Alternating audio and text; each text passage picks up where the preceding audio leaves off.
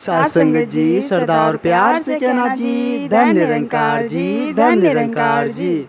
साथ संगत जी, सतगुरु माता जी कृपा से आप जिस भी संत महात्मा बहुत ही अच्छे होंगे, बहुत ही खुशहाल होंगे। साथ संगत जी, दास आप जिस भी संत महात्माओं के चरणों में एक छोटी सी विचार लेकर आए हैं। आशा है आप जिस भी संत महात्मा इस विचार को लास्ट तक जरूर सुनेंगे। साथ संगत जी, बात एक गांव की है। उस गांव में एक महात्मा जी का आश्रम था। साथ संगत जी, वहाँ नित दिन सत्संग होते थे। सभी लोग, सभी गांववासी साथ संगत जी संगत में पहुंचकर संगत का लाभ प्राप्त करते थे। बड़ा ही अच्छा माहौल, बड़ा ही सुंदर माहौल था साथ संगत जी वहाँ का।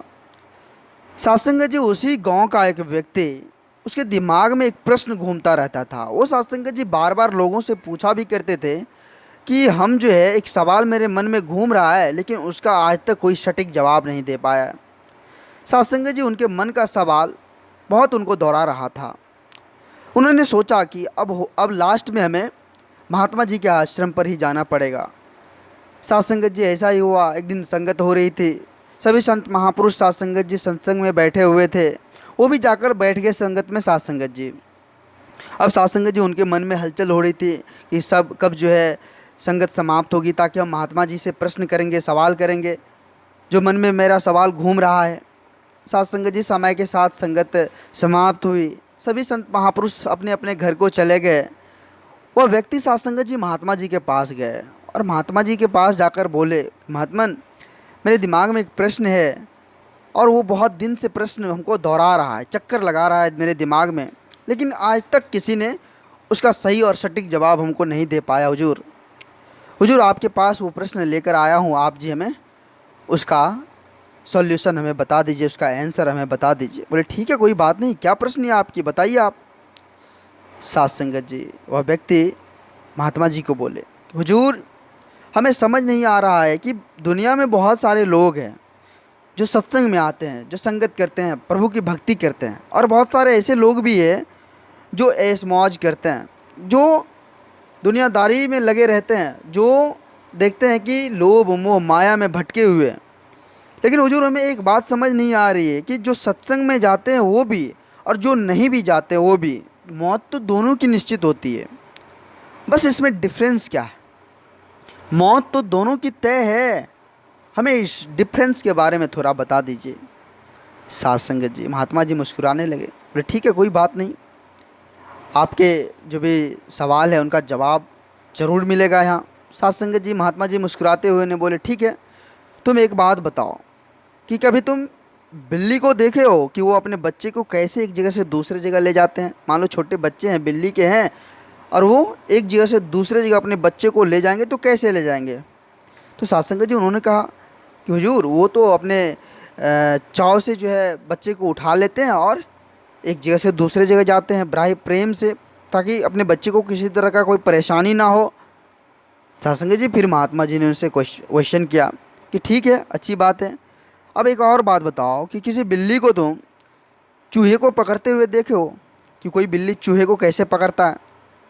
साथ संगत जी बोले, हाँ हुजूर, बिल्ली जो है वो चूहे को अपने नुकीले दांत से पकड़ कर ले जाते हैं ताकि वो कहीं भाग ना जाए। साथ संगत जी, महात्मा जी ने कहा, यही तो बात है, दांत वही है, मुख भी वही है, लेकिन उसका परिणाम, उसका रिजल्ट अलग अलग है। वही बिल्ली अपने बच्चे को दांत से थोड़ी आसानी से, थोड़ी हल्की दबा कर ले गए ताकि हमारे बच्चे को किसी भी तरह का परेशानी ना हो। वही बिल्ली अपने मुख से, अपने दांत से, नुकीले दांत से उस चूहे को भी पकड़ कर ले गया ताकि वो भाग ना जाए। तो यही बात है, ठीक इसी तरह मौत भी सभी की आएगी, सबको आनी है। वो मृत्यु का वो अंतिम सत्य जो है सबको प्राप्त होगी। लेकिन जो साधु संतों के संगत करते हैं, जो सत्संग भजन करते हैं, भक्ति से जुड़े होते हैं, उनका मार्ग सत्य का मार्ग, और वो स्वर्ग वहाँ जाकर पहुँचते हैं। उनको किसी भी तरह का कोई तकलीफ़, कोई दिक्कत नहीं होता वहाँ जाने में।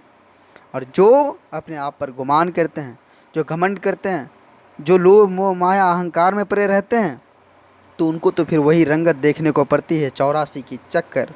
वो 84 के चक्कर में लगे रहते हैं, वो आवागमन के चक्कर में लगे रहते हैं।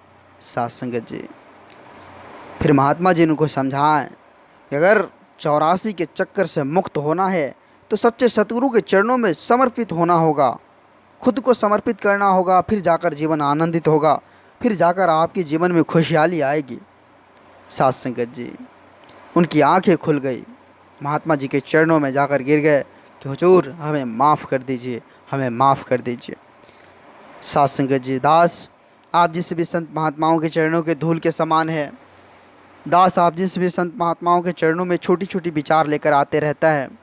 आप जिस भी संत महात्माओं का भरपूर प्यार, भरपूर आशीर्वाद दास को मिल रहा है। आगे भी साथ संगत जी इस तरह का लार प्यार दास के साथ बनाए रखना। अरदास है, अरे छोटी सी विचार आप जिस भी संत महात्माओं को अच्छा लगा हो तो साथ संगत जी सभी संत महात्माओं के बीच शेयर करें और दास के चैनल को सब्सक्राइब भी करें। साथ संगत जी, एक बार सभी संत महात्मा मिलकर प्रेम और सत्कार से कहना जी, धन्य निरंकार जी, धन्य निरंकार जी।